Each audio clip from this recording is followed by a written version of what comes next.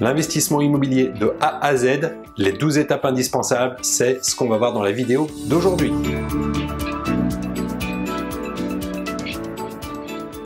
Bonjour, c'est Jérôme, votre coach immobilier. Je suis très heureux de vous retrouver dans cette vidéo. Alors si vous êtes nouveau sur cette chaîne, je vous invite tout de suite à cliquer ici sur le bouton s'abonner. Ça vous permettra de recevoir, d'être informé de toutes les prochaines vidéos qui paraîtront sur cette chaîne. Alors quelles sont les 12 étapes indispensables par lesquelles vous allez devoir passer pour investir dans l'immobilier? C'est des étapes indispensables sur lesquelles vous n'avez pas droit à l'erreur. Tout d'abord, première étape, il va falloir définir votre but, savoir pourquoi vous voulez investir dans l'immobilier, définir un but précis. C'est ce qui vous permettra d'identifier à la fois le type de bien que vous allez acheter et le type d'exploitation que vous allez en faire, parce que tout ça dépend de votre objectif à vous qui n'est pas forcément le même que votre voisin.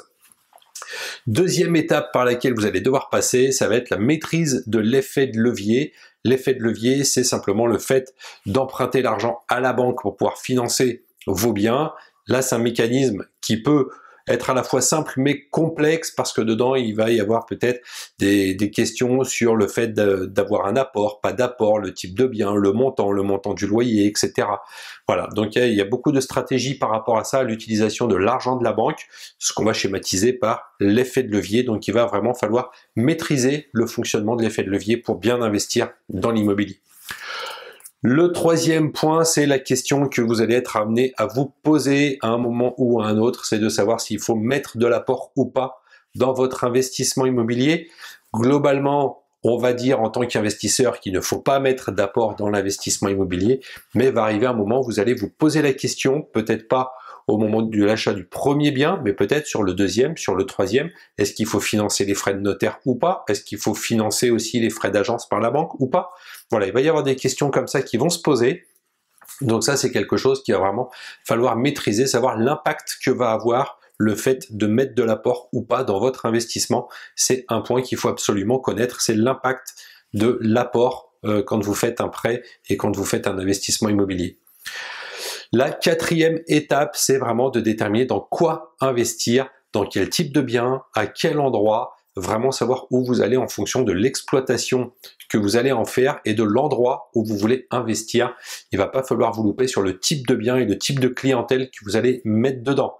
Parce que vous allez par exemple dire, bah tiens, je veux faire de la colocation, je veux faire de la location saisonnière, mais que ce soit en location saisonnière, en location meublée à l'année, vous allez avoir un type de clientèle qui peut être différent, un type de locataire différent, et en fonction de ça, le type de bien aussi va être différent et l'emplacement peut être différent.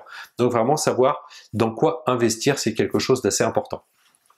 Ensuite, il va falloir, cinquième étape, trouver une bonne affaire. Alors déjà, savoir ce que c'est qu'une bonne affaire, savoir l'identifier, comment la trouver, où la trouver, par quels moyens la trouver. Donc là, ça va être la cinquième étape, ça va être de connaître tout le mécanisme de la bonne affaire, tout ce qui va autour du concept de la bonne affaire, de ce que c'est qu'une bonne affaire, à la façon dont la trouver. Il va falloir maîtriser également tous ces points.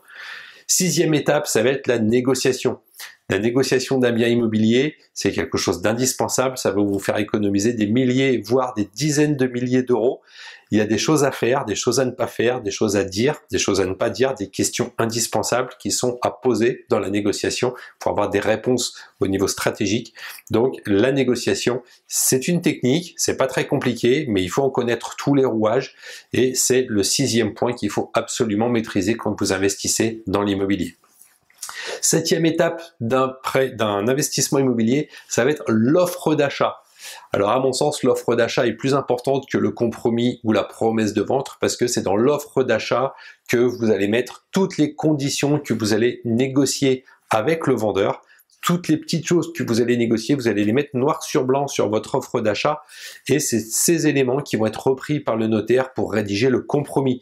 C'est pas dans le compromis qu'on va déterminer tout ça. Le compromis reprend simplement les éléments qui ont été déterminés dans l'offre d'achat. Donc l'offre d'achat est un élément très important parce qu'au-delà du prix, il va aussi concerner tous les éléments de négociation que vous allez pu mettre avec le vendeur. S'il y a des meubles, s'il y a des choses comme ça, voilà. Il y a tout un tas de choses qui peuvent être négociées, mais ça on y reviendra. Donc l'offre d'achat, c'est le septième point indispensable à maîtriser. Huitième étape, également indispensable pour tout investissement immobilier, bien évidemment, c'est le financement. Il va falloir trouver votre financement, comment trouver un financement, comment être bien vu par le banquier, quel type de prêt il faut faire, quelles conditions, qu'est-ce qu'il faut négocier avec son prêt immobilier, qu'est-ce qu'il faut obtenir absolument et sur quels éléments vous pouvez lâcher. Il y a énormément de choses à savoir sur le financement, sur le prêt immobilier. Donc ça, c'est vraiment quelque chose d'indispensable à maîtriser sur le bout des doigts, c'est le système bancaire et la relation avec votre banquier. 9e étape, la rentabilité, optimiser votre rentabilité, les astuces de rentabilité. Là, je parle pas des exploitations différentes, que vous louiez n'importe comment, dans n'importe quel principe d'exploitation, il y a toujours moyen de l'optimiser. Vous faites de la location saisonnière, vous pouvez l'optimiser pour louer plus cher. Vous louez nu, vous pouvez optimiser également la location nue pour louer plus cher. Vous louez en meublé à des étudiants, vous allez pouvoir l'optimiser aussi pour louer plus cher, pour louer plus longtemps. Il y a beaucoup d'astuces à connaître, donc l'optimisation, c'est quelque chose aussi qui est à maîtriser, qu'il faut absolument connaître avant de vous lancer. 10e étape, ça va être la fiscalité. Il faut absolument vous intéresser à la fiscalité, c'est quelque chose qui est incontournable.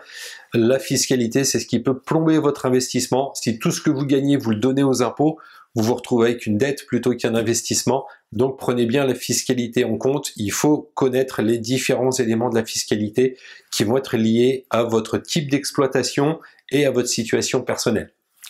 Le 11e point, ça va être les locataires. Trouver des locataires, comment les trouver, où les trouver, comment identifier le bon locataire.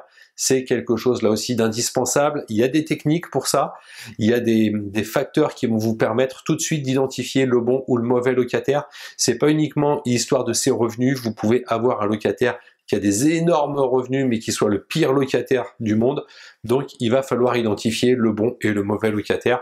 Là aussi, il y a des petites astuces, des petites choses qui vont vous faire dire que c'est un bon ou un mauvais locataire.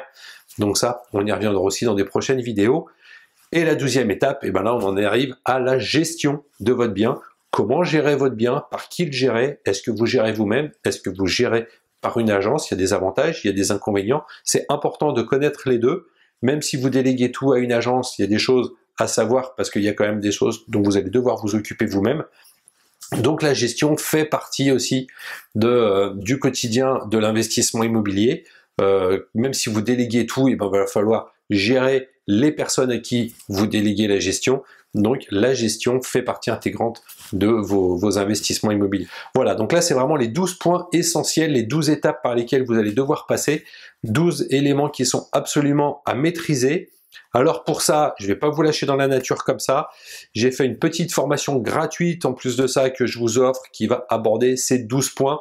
Vous pouvez l'avoir en cliquant ici sur le i comme info ou alors sur les liens qui sont dans la description.